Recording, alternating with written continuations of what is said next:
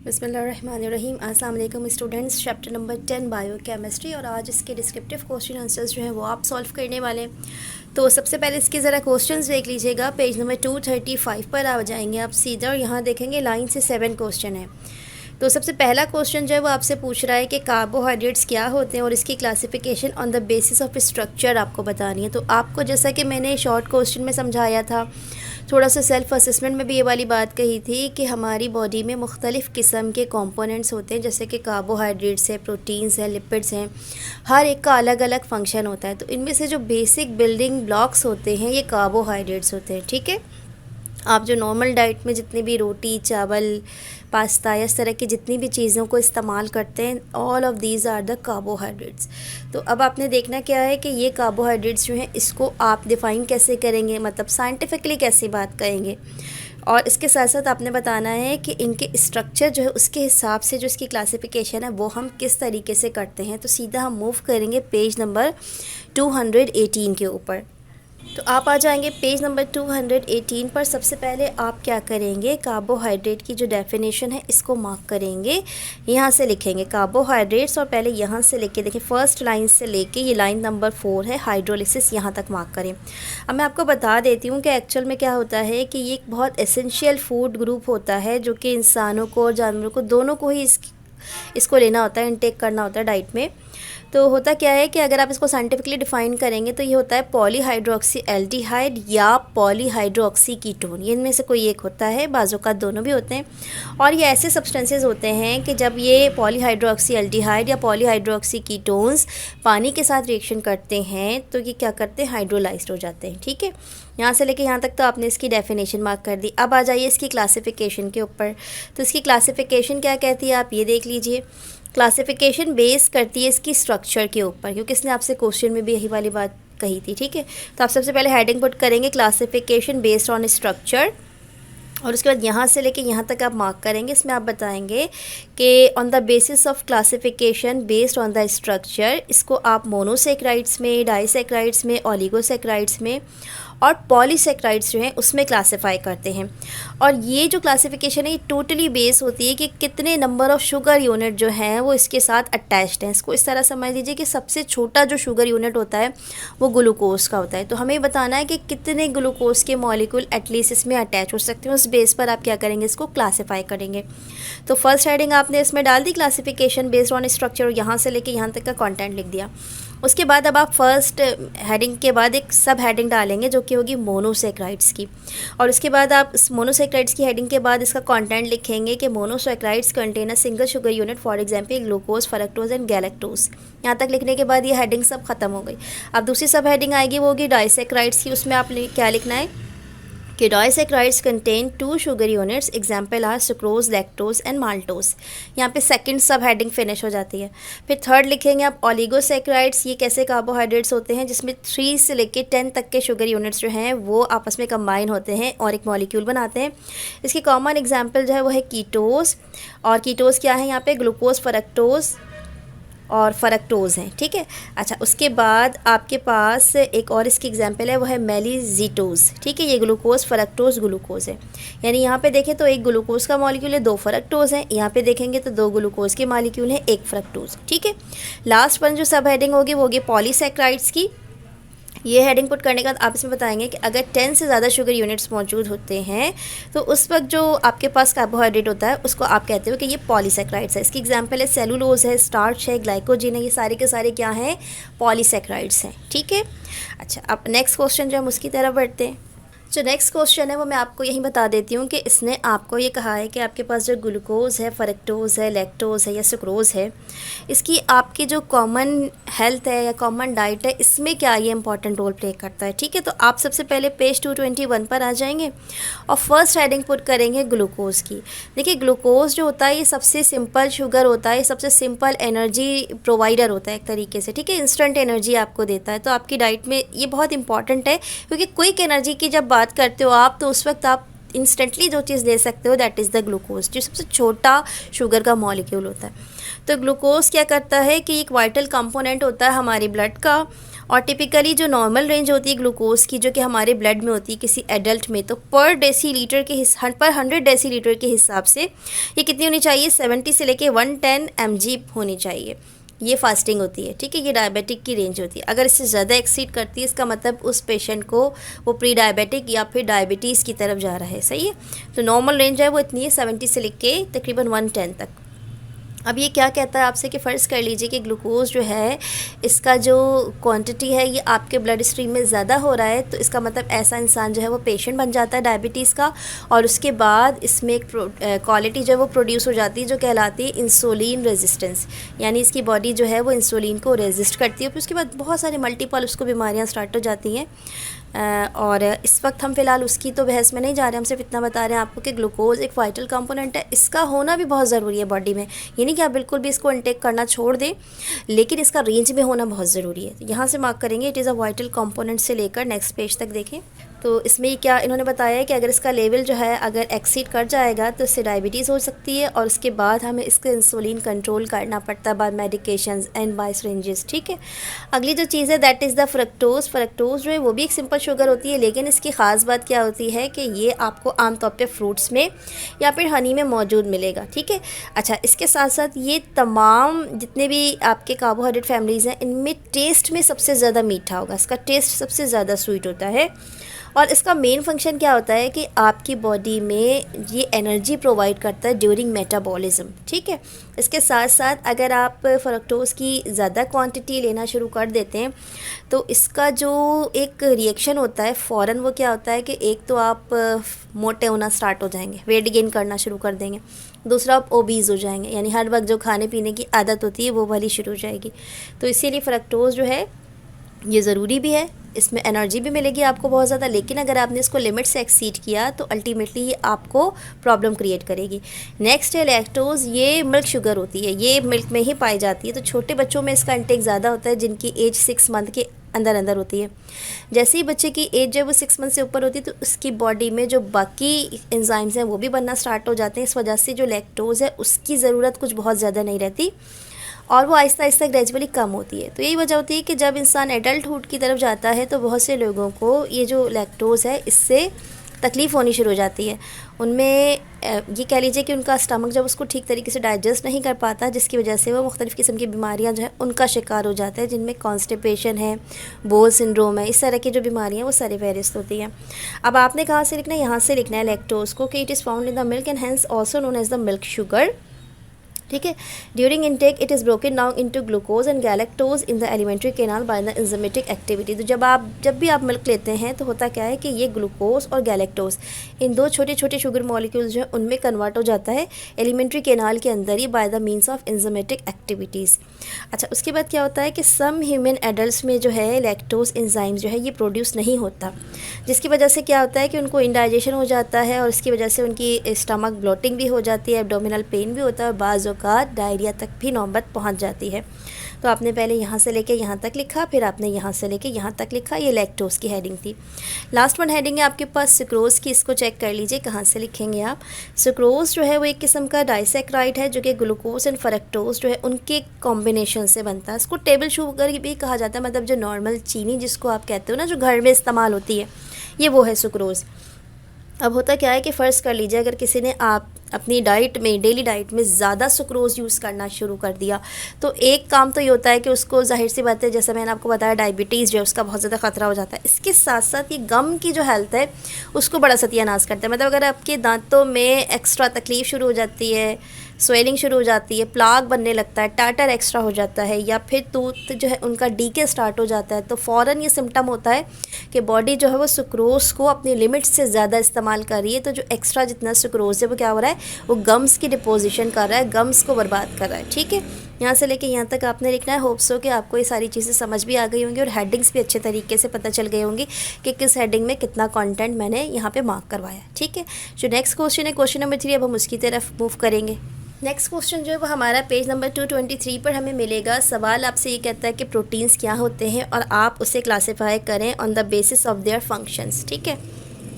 तो बेसिकली आपकी जो प्रोटीन्स होती हैं ये दो तरीके से क्लासीफाई होती हैं, या तो आप इसको स्ट्रक्चर की बेस पे करते हैं या फिर आप फंक्शन की बेस पे करते हैं। तो इस क्वेश्चन में से हमसे फंक्शन की बेस पे पूछा है, उससे थोड़े से नेक्स्ट क्वेश्चन में जो है वो आपसे स्ट्रक्चर के बारे में भी फिर पूछेंगे, ठीक है। तो अभी आपने क्या मार्क करना है क्वेश्चन नंबर 3 के लिए, ये देख लीजिए। सबसे पहले आपने प्रोटीन जो है इसकी हेडिंग पुट करके यहाँ से लेके यहाँ तक लिखना है। इसमें फिगर 10.3 को कट करके ये वाली जो स्ट्रक्चर है इसको करना है। अब समझ लीजिए होता क्या है, ये मैक्रो मॉलिक्यूल्स होते हैं। मैक्रो मॉलिक्यूल्स का मतलब होता है ऐसे मॉलिक्यूल्स जो साइज़ में बड़े होते हैं, ठीक है।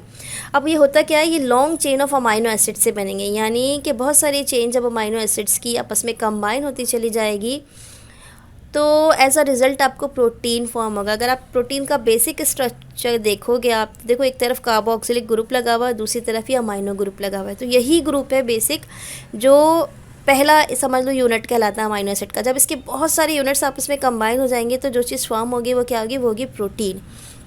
अभी आपकी डेली लाइफ में बहुत ज़्यादा इम्पॉर्टेंस है इसकी, किस सेंस में कि ये आपके जो सेल हैं इसको मास प्रोड्यूस करते हैं, ठीक है, जिसको हम कहते हैं ना बॉडी मास, ये हमें प्रोटीन से मिलता है। ये बहुत वाइटल रोल प्ले करता है हमारी लाइफ में, और इसकी डेफिशिएंसी से हम बहुत सारी बीमारियों का शिकार हो जाते हैं, क्योंकि हमारी बॉडी में जितने भी एंजाइम्स होते हैं ना, ये बेसिकली सारे के सारे प्रोटीन से ही मिलकर बनते हैं। तो इनकी डेफिशिएंसी जो है वो बिल्कुल भी नहीं होनी चाहिए बॉडी में। तो हमने सबसे पहले प्रोटीन्स को यहाँ से लेके यहाँ तक मार्क किया, इसमें से फिगर 10.3 हमने कट डाउन किया और ये वाला यूनिट जो है इसको हमने ड्रॉ कर दिया, ठीक है, कि ये बेसिक स्ट्रक्चर है अमाइनो एसिड का।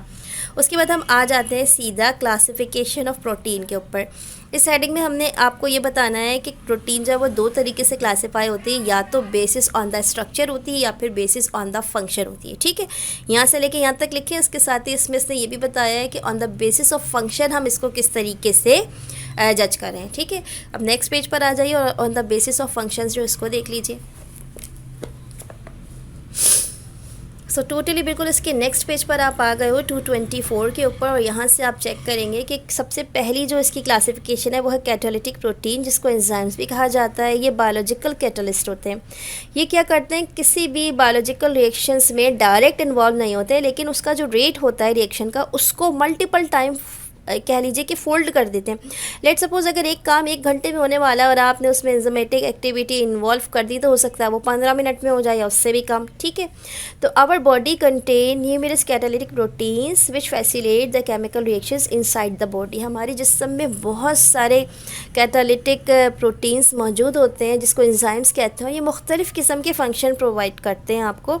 देखिए, आप जो भी खाना खाते हैं ना, एक्चुअल में these are the chemical component.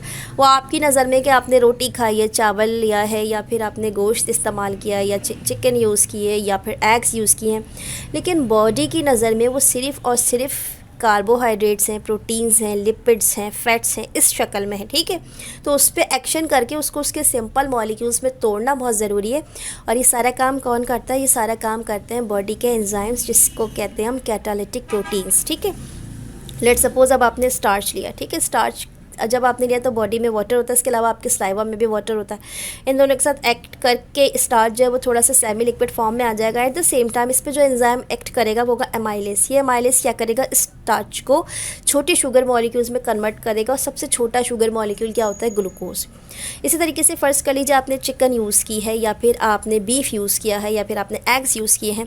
अब जैसे आपने एग इनटेक किया तो उसके साथ साथ आपकी जो टंग है इसमें स्लाइवा मौजूद होता है, वो स्लाइवा उसको मिलके क्या करता है, सेमी लिक्विड सा बना देता है, ठीक है। बिल्कुल ऐसा तो नहीं कि डायरेक्ट पूरा 1 घंटा आपने इंगल्फ कर दिया और वो बॉडी में पहुंच गया, नहीं, आपने उसको ब्रेक किया ना, आपने उसको च्यू किया। च्यू करने के साथ साथ जो स्लाइवा है वो उसमें ऐड हुआ, वही सेमी लिक्विड सी कह लीजिए कि स्ट्रक्चर में आ गई। अब ये वाली जो प्रोटीन है, जब ये वाटर के साथ इनटेक करने के बाद अंदर पहुंच जाती है, आपके स्टमक में पहुंच जाती है, तो यहाँ पर एक एंजाइम होता है जो कहलाता है प्रोटीएज। ये प्रोटीएज क्या करता है, प्रोटीन को इसकी सबसे छोटी शक्ल में, यानी कि सबसे छोटे मॉलिक्यूल में ब्रेक डाउन करना शुरू कर देगा, और सबसे छोटा मॉलिक्यूल क्या होगा आपके पास, अमाइनो एसिड। सिमिलरली लिपिड्स हैं, ठीक है। लिपिड्स जो हैं वो चिकनी चीज़ों में होती हैं, जैसे फॉर एग्जांपल हमारे खुराक में कोई घी हमने इस्तेमाल कर लिया, या कुकिंग ऑयल इस्तेमाल कर लिया, या हमने कोई एनिमल फैट भी जो है वो गोश्त के साथ साथ इनटेक कर लिया जो साथ लगा होता है। तो अब इसमें भी यही होगा कि जब ये वाटर के साथ, यानी कि जो स्लाइवा है उसके वाटर के साथ थोड़ा सा सेमी लिक्विड फॉर्म में आ जाएगा, और जैसे ही ये आपके स्टमक में पहुंचेगा तो यहाँ पे लाइपेज नाम का एक एंजाइम होगा, वो इस पे रिएक्शन करेगा। रिएक्शन करने के बाद इसको सबसे छोटे लिपिड के मॉलिक्यूल फैटी एसिड में कन्वर्ट कर देगा। तो इसमें किस्सा मुख्तसर आपने करना क्या है, कंटेंट तो पूरा लिखना है क्योंकि लॉन्ग क्वेश्चन का है, लेकिन एग्जाम्पल आप कोई सी भी 2 दे दें आपको जो आसान लग रही है, ठीक है। उसके बाद नेक्स्ट आपके पास स्टोरेज प्रोटीन, ये भी बेसिस ऑफ द फंक्शन अगर आप बात करें तो ये ऐसी प्रोटीन्स होती हैं जो कि मुख्तलिफ़ किस्म के न्यूट्रिएंट्स को या फिर मेटल आइंस जो होते हैं इनको क्या करती है, स्टोर कर लेती है, और स्टोर करने पर ये इसको ख़ास शक्ल में कह लीजिए कि स्टोर करके रखती है, और जब बॉडी को इसकी नीड होती है तब उसको प्रोवाइड करती है। फॉर एग्जांपल इसकी एल्ब्यूमिन है, ग्लोब्यूलिन है और ये सीजीन है। अब इसको इस तरीके से समझ लीजिए कि फॉर एग्जांपल आपने आज एक चीज़ खा ली, आज आपने कुछ नट्स खा लिए, ठीक है। अब उन नट्स के अंदर कुछ ख़ास प्रॉपर्टीज़ थे, वो बॉडी ने स्टोर कर ली। फ़र्ज़ कर लीजिए 1 हफ़्ते बाद आपकी बॉडी को उस ख़ास किस्म की प्रोटीन की ज़रूरत होती है, तो अब वो क्या करेगी, वो आपको कैसे सिग्नल देगी। ज़ाहिर सी बात है वो आपको ये तो नहीं बता सकती कि आपने ये नट्स को दोबारा यूज़ करना है, लेकिन वो क्या करती है कि उस नट्स को जो उसने पहले आपकी बॉडी ने कंज्यूम किए थे और उसके जो न्यूट्रिएंट्स इसने स्टोर किए थे, एट द सेम टाइम वो उन न्यूट्रिएंट्स को इस्तेमाल कर लेती है, और इस तरीके से आपके बॉडी का जो नॉर्मल बायोलॉजिकल फंक्शन होता है वो एक रूटीन में चल रहा होता है, ठीक है। तो ये स्टोरेज भी बहुत ज़रूरी होती है। इसको इस तरीके से समझ लीजिए कि जैसे एमरजेंसी में आपको अचानक पैसों की ज़रूरत हो जाती है, तो अगर आप पैसे स्टोर नहीं करेंगे तो आप क्या करेंगे, ज़ाहिर सी बात है कि फिर आप माइनस में चले जाएंगे। तो इसी तरीके से बॉडी भी क्या करती है, जो न्यूट्रिएंट्स होती है उसको स्टोर कर लेती है, और जब उसको नीड होती है तो उस वक्त वो उस न्यूट्रिएंट्स को इस्तेमाल करके जो नॉर्मल फंक्शन होते हैं उसको परफॉर्म कर रही होती है।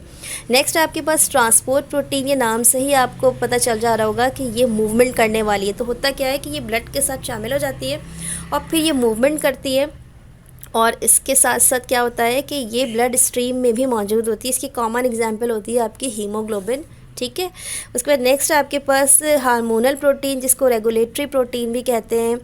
तो एज़ आई टोल्ड अर्लियर के बहुत सारे हमारे बॉडी में हार्मोनल फंक्शंस होते हैं जिसको परफॉर्म करने के लिए प्रोटीन प्रॉपर होना बहुत ज़रूरी होता है। ये प्रोटीन्स ही होती हैं जो हार्मोनल प्रोटीन्स कहलाती हैं, और ये आपके नॉर्मल फंक्शंस जो हैं उसको कर रही होती हैं। जैसे कि छोटी सी एग्जांपल है इसकी, आपकी बॉडी में इंसुलिन, ठीक है।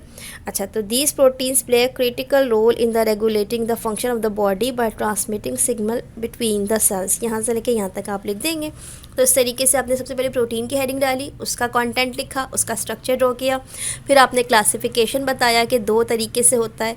फिर इसने क्योंकि क्वेश्चन में आपसे पूछा था on the based of function, तो फिर ये चारों फंक्शंस आपने सब हेडिंग्स की शक्ल में प्रॉपर तरीके से लिख दिए। इस तरीके से क्वेश्चन जब आपका कंप्लीट हो गया।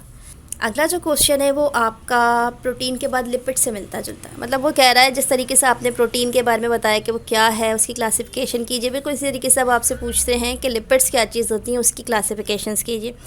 तो आप पेज 226 पर आ जाइए। सबसे पहले लिपिड्स की हेडिंग जो उसको पुट कीजिएगा, उसमें आप बताएंगे कि लिपिड्स जो है वो naturally occurring heterogeneous organic substances होते हैं या कंपाउंड्स होते हैं।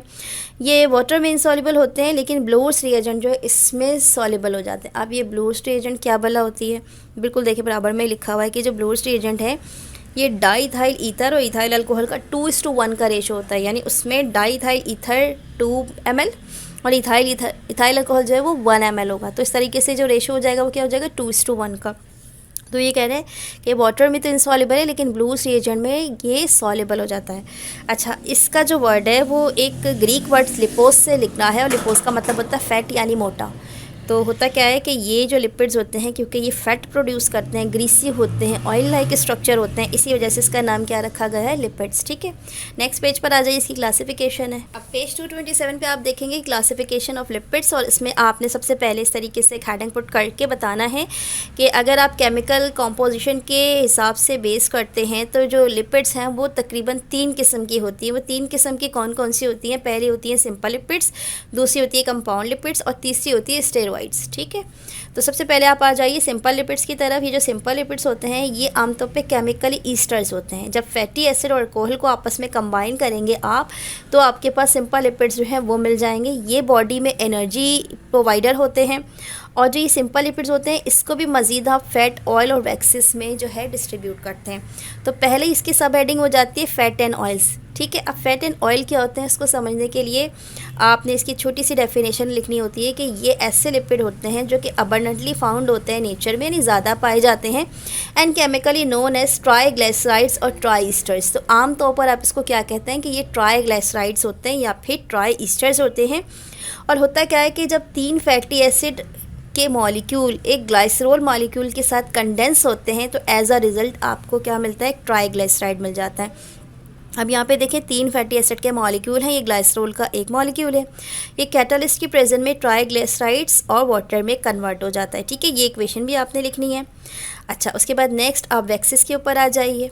तो वैक्सिस में आपको ये बताया जा रहा है कि वैक्सिस क्या होता है, ये भी नेचुरली अकरिंग ईस्टर्स होते हैं, लेकिन इनमें लॉन्ग फैटी चेन होती है, यानी कि लॉन्ग चेन फैटी एसिड की होगी लॉन्ग चेन ऑफ एल्कोहल्स के साथ। क्योंकि यहाँ पे तो सिर्फ 3 मॉलिक्यूल्स की बात हुई थी फैट एंड ऑयल में, लेकिन वैक्सिस में कौन सी बात हो रही है कि यहाँ पे मल्टीपल यानी लॉन्ग चेन्स मौजूद होंगी। इसमें लॉन्ग चेन जब फॉर्म होती है तो इस तरीके से कुछ स्ट्रक्चर बन जाता है, जैसे कि C15H31 है, COO है, C16H33 है। तो आप यहाँ देख रहे हैं कि कार्बन के जो है वो लॉन्ग चेन्स इन्वॉल्व है यहाँ पे। ठीक है, फैटी एसिड्स के लॉन्ग चेन्स मौजूद है, जैसे कि फॉर एग्जांपल इसकी कॉमन एग्जांपल है बीज वैक्स। ठीक है। अच्छा, ये वाटर रिपेलेंट होते हैं, यानी कि पानी में अगर आप डालेंगे इसको तो ये पानी में डिज़ोल्व नहीं होते, ऊपर की तरफ आ जाते हैं। ठीक है, तो वैक्सेस आप यहाँ से लेके यहाँ तक पहले लिखेंगे, उसके बाद इसकी एग्जांपल पुट करेंगे हनी बी की यहाँ से यहाँ तक, और फिर इसके इस फॉर्मूले को लिख देंगे। उसके बाद अगला आ जाता है आपके पास कंपाउंड लिपिड्स, इसकी हेडिंग डालेंगे। ये ईस्टर होते हैं ग्लाइसरोल के, इसमें 2 फैटी एसिड होता है और कुछ और कंपाउंड्स जो हैं वो भी शामिल हो सकते हैं, जैसे कि वो कंपाउंड्स कौन कौन से हो सकते हैं, कार्बोहाइड्रेट्स हो सकते हैं, अमाइनो एसिड्स हो सकते हैं, फॉस्फोरिक एसिड्स हो सकता है, ये सारे के सारे हो सकते हैं। अब इनको हम किस तरीके से क्लासिफाइड करते हैं कंपाउंड लिपिड्स को, कि ये फॉस्फोलिपिड्स भी हो सकते हैं अगर इनमें फॉस्फोरस अटैच्ड है, ग्लाइकोलिपिड्स हो सकते हैं अगर इसमें क्या चीज़ मौजूद है, ग्लूकोज है यानी कार्बोहाइड्रेट्स है, एंड लिपोप्रोटीन्स भी हो सकते हैं अगर इसमें लिपिड्स अटैच होते हैं। ठीक है। अच्छा, इसकी जो कॉमन एग्जांपल है वो है LDL यानी लो डेंसिटी लिपोप्रोटीन। पूरा यहाँ से लेके यहाँ तक का कंटेंट आप लिखेंगे। उसके बाद लास्ट वन बचेगा आपके पास एस्टेरॉइड्स। ये लिपिड्स की डेरिवेटिव होते हैं। अब इनका कुछ ख़ास और स्पेसिफिक स्ट्रक्चर होता है जिसमें मुख्तलिफ़ किस्म के जो कार्बन रिंग्स हैं ना, ये आपस में किसी ख़ास पैटर्न से इस तरीके से अरेंज्ड होते हैं, और जब ये अरेंज होते हैं तो ये कॉम्प्लेक्स स्ट्रक्चर बना लेते हैं। इसकी कॉमन एग्जाम्पल जो है वो है कोलेस्ट्रोल्स और कॉलिक एसिड्स की। ठीक है, यहाँ से लेके यहाँ तक आपने स्टेरॉइड्स को लिखना है। अगला जो क्वेश्चन है आपका, इसमें ये आपसे पूछ रहा है प्राइमरी, सेकेंडरी, टर्शियरी, क्वाटरनरी, इस किस्म के जो लिपिड्स हैं इनकी क्लासिफिकेशन कीजिए। तो देखिए, इसमें क्वेश्चन के स्टार्ट्स में मैंने आपको बताया था कि 2 तरह की क्लासिफिकेशन होती है। एक क्लासिफिकेशन जो होती है वो आपकी बेस करती है कि आपके पास जो प्रोटीन है इसका फंक्शन क्या है, और दूसरी क्लासिफिकेशन बेस करेगी कि आपके पास जो प्रोटीन है इसका स्ट्रक्चर क्या है। ठीक है, तो पहले आप देखें प्राइमरी प्रोटीन, इसमें सबसे पहले अभी क्या होगा, लीनियर सीक्वेंस में होंगे, इसमें अमाइनो एसिड प्रोटीन चेन में यानी कि लॉन्ग चेन की शक्ल में होंगे। और इसका आप मटेरियल कहाँ से लिखेंगे, सबसे पहले आप लिखेंगे प्राइमरी प्रोटीन और यहाँ से लेके यहाँ तक लिख देंगे, पहला पॉइंट एंड दूसरा दोनों लिख देंगे। उसके बाद बारी आती है सेकेंडरी की। अब इसमें क्या होता है कि फोल्डिंग पैटर्न होता है, जिसकी वजह से जब 2 मॉलिक्यूल्स आपस में कंबाइन होते हैं तो जो अमाइनो एसिड्स हैं वो भी साथ में इंटरैक्ट हो रहे होते हैं। इस तरह का जो फोल्डिंग पैटर्न होता है जिसमें पॉलीपेप्टाइड चेन में इंटरैक्शन हो रही होती है अमाइनो एसिड्स की, इस तरह के प्रोटीन्स क्या कहलाएंगे, सेकेंडरी। तो आपने ये सारे पॉइंट्स इसके लिख देने हैं। ठीक है, उसके बाद है टर्शियरी। अब टर्शियरी में क्या होगा कि ये 3 डायमेंशनल अरेंजमेंट होगी इसमें प्रोटीन मॉलिक्यूल्स की। 3 डायमेंशनल अरेंजमेंट का मतलब क्या होता है कि ये मुख्तलिफ पैटर्न से आपस में फोल्ड और रीफोल्ड होते चले जाते हैं, और इसके साथ साथ इनकी जो पॉलीपेप्टाइड चेन है वो भी फॉर्म होने लगती है। इसी वजह से इसे क्या कहा जाता है कि ये हैं टर्शियरी प्रोटीन्स। तो इसके भी सारे पॉइंट्स आप लिख दीजिएगा एज इट इज़। उसके बाद लास्ट बचता है आपके पास क्वाटरनरी यानी कि फोल्ड वाला पैटर्न। अब इसमें क्या होता है कि लॉन्ग कॉम्प्लेक्स प्रोटीन मॉलिक्यूल की चेन बनती है जिसमें छोटे छोटे मल्टीपल प्रोटीन के जो सब यूनिट्स हैं वो भी आपस में इन्वॉल्व होते हैं, और इस तरीके का जो पैटर्न है इसको फॉर्म कर देते हैं। तो इस तरीके से ये जो क्लासिफिकेशन प्रोटीन की है ये किस बेस पर है, ये बेसिस ऑफ स्ट्रक्चर पर है कि सिंगल होगा या डबल होगा या फिर ट्रिपल होगा या फिर क्वाटरनरी होगा। ठीक है, इसको पूरा अच्छे से थॉरोली रीड कर लीजिएगा। फिर भी अगर इसमें कोई बात आपको क्लियर नहीं हो रही तो आप इसको कमेंट सेक्शन में ज़रूर मेंशन कीजिएगा। अगर आपको ये थोड़ा सा बड़ा लग रहा है तो आप ये कीजिएगा, सबके बस 2-2 पॉइंट्स और एक एक एग्जाम्पल ही लिख दीजिएगा, तो भी ये कंटेंट काफ़ी हो जाएगा। ठीक है। नेक्स्ट जो क्वेश्चन है वो फिजिकल प्रॉपर्टीज़ ऑफ प्रोटीन के हवाले से, ये आपकी बुक का सेकंड लास्ट क्वेश्चन है डिस्क्रिप्टिव क्वेश्चन आंसर्स में। 226 पर आ जाइए, लाइन से देखें प्रॉपर्टीज़ ऑफ प्रोटीन की हेडिंग है और तकरीबन 5 पॉइंट्स हैं, ठीक है। ये सब लिखने हैं आपको, या आपको अगर ये ज़्यादा बड़े लग रहे हैं तो आप उनमें से कोई से 3 से 4 पॉइंट्स जो हैं वो बना लीजिएगा और इसको देख लीजिए। सबसे पहली चीज़ तो ये कि ज़्यादातर जो प्रोटीन होते हैं ये वाटर सॉल्युबल होते हैं, क्योंकि इनमें 2 पोज मौजूद होते हैं, एक अमाइनो ग्रुप का और एक पॉलीपेप्टाइड का। तो क्योंकि इनमें 2 ग्रुप मौजूद होते हैं, अमाइनो ग्रुप भी होता है और इसके साथ साथ एक तरफ कार्बोक्सिलिक ग्रुप जो होता है वो भी मौजूद होता है, तो इस वजह से इनका जो नेचर होता है वो एम्फोटेरिक होता है, ठीक है। अच्छा, दूसरी चीज़ क्या होती है, एम्फोटेरिक का मतलब क्या होता है कि इसका डबल नेचर है, यानी it act as acid as well as the base, acid और बेस दोनों तरीके से इसने एक्ट करना है। अच्छा, इस तरह की जो प्रोटीन होती है इनमें फ्लेक्सिबिलिटी होती है। इसकी वजह क्या होती है कि इनमें जो अमाइनो एसिड होता है, आपको पता है कि ये अमाइनो एसिड्स जो हैं ये चेन रोटेशन करता है। चेन रोटेशन में जैसे कि अभी आपने स्ट्रक्चर वाइज पढ़ा है कि primary, secondary, tertiary, quaternary proteins होती हैं, तो ये क्योंकि चेन रोटेशन करता है तो इसमें बहुत ज़्यादा फ्लेक्सिबिलिटी हो जाती है। अच्छा, इसके अलावा इनमें से कुछ प्रोटीन्स ऐसे होते हैं जिनमें पर्टिकुलर कलर होते हैं, जैसे कि हीमोग्लोबिन में। ये आम तौर पे प्रोटीन थर्मली स्टेबल होते हैं, लेकिन अगर आप बहुत ज़्यादा हीट करेंगे तो वो डी नेचर हो जाते हैं, यानी अपनी शक्ल जो है उसको चेंज कर लेते हैं, लॉस्ट करने लगते हैं। और इसके साथ साथ अचानक से बहुत शार्प और ड्रास्टिक पीएच चेंज जो है अगर वो बॉडी में आ जाए तो भी ये क्या करते हैं, अपनी एबिलिटी को लूज़ कर देते हैं। तो ये सारे के सारे पॉइंट्स हो जाते हैं, इनमें से जो भी आपको अच्छा लगे तकरीबन 4 पॉइंट के करीब आपने इसको बना लेना है, ठीक है। लास्ट क्वेश्चन है आपका मिनरल्स के हवाले से और आपसे पूछा जा रहा है कि कुछ ख़ास मिनरल्स हैं उसका बॉडी में क्या क्या रोल प्ले होता है, ठीक है। तो आप एहतियातन ये करें कि जो मिनरल्स की डेफिनेशन है इसको भी लगा लीजिए। अभी मिनरल्स क्या होते हैं कि मिनरल्स जो है वो इनऑर्गेनिक सब्सटेंसेस होते हैं और ये क्या करते हैं, आपकी जो फिज़िकल हेल्थ है उसको मेंटेन करते हैं और इसके साथ साथ आपको मुख्तलिफ़ किस्म की जो बीमारियाँ हैं उनसे बचाते हैं। यहाँ से लेके यहाँ तक आपने लिख दिया, उसके बाद यहाँ से दोबारा मार्क कीजिएगा। तकरीबन 16 के करीब ऐसे मिनरल्स होते हैं जिसको एसेंशियल मिनरल्स कहा जाता है बॉडी के लिए, यानी उसकी हर हाल में ज़रूरत होती है। वैसे तो होते हैं तकरीबन आपके पास 25 मिनरल्स यानी 25, लेकिन उसमें से जो 16 है ये मोस्ट इंपॉर्टेंट है, जो हर एक की बॉडी में लाजमी पाया जाना चाहिए। अगर नहीं होगा तो फिर बॉडी डेफिशिएंसी में चली जाएगी, मुख्तलिफ़ किस्म की जो बीमारियाँ हैं वो आपको लग जाएंगी, ठीक है। इस तरह के जो मिनरल्स होते हैं जो कि एसेंशियल मिनरल्स होते हैं, जिसको आपने कहा कि 16 मिनरल्स होते हैं, इसको कहा जाता है ये मैक्रो मिनरल्स हैं, ठीक है। और इनकी ज़रूरत बॉडी में ज़्यादा है, जबकि जो रेस्ट ऑफ हैं यानी जो बच गए हैं बाकी मिनरल्स ये माइक्रो मिनरल्स हैं, यानी अगर ये बॉडी को मिल जाते हैं तो बहुत अच्छी बात है, लेकिन अगर नहीं मिलते तो कुछ इतना ज़्यादा फ़र्क नहीं पड़ने वाला इससे, ठीक है। तो आपने यहाँ से लेके यहाँ तक लिखा। अब नेक्स्ट पेज पर आ जाइए आप। तो स्टूडेंट्स यहाँ पे देखें बायोलॉजिकल सिग्निफिकेंस की हेडिंग है, आपने ये हेडिंग नहीं पुट करनी, आपने हेडिंग पुट करनी है importance of minerals in our daily life, ठीक है। ये वाली हेडिंग पुट करने के बाद आप यहाँ से लिखेंगे कि minerals perform are diverse range of function in the body, यानी बॉडी में बहुत सारे काम करते हैं, जैसे कि मेंटेन करते हैं पीएच को, एसिड बेस के बैलेंस को, हार्मोन्स के कंट्रोल को। इसके अलावा हर मिनरल जो है वो हमारी बॉडी में एक स्पेसिफिक रोल करता है, ठीक है। इसमें सबसे पहला जो मिनरल इन्होंने आपको दिया हुआ है जो कि एसेंशियल मिनरल है वो है आयरन। अब आयरन क्या करता है, ये ऑक्सीजन की ट्रांसपोर्टेशन में, इम्यून सिस्टम को बैलेंस करने में, बॉडी की टेम्परेचर को रेगुलेट करने में और रेड सेल्स की प्रोडक्शन जो है, इन सब कामों के लिए ये मिनरल ज़रूरी है। तो आपने देखा है सिर्फ एक मिनरल आयरन, लेकिन काम कितने सारे कर रहा है, तो इसका मतलब इसको इंटेक करना बहुत ज़रूरी है। अब ये आयरन आपको मिलेगा कहाँ से, देखिए रेड मीट है, पोल्ट्री है, सी फूड है, बीन है, लेंटिल्स है, इन सब से। तो आपने क्या करना है कि जब मैं ये क्वेश्चन मार्क करा दूँगी फिर मैं आपको ये वाली बात भी बताने वाली हूँ कि कुछ क्वेश्चन ऐसे होते हैं जो एक्स्ट्रा क्वेश्चन होते हैं।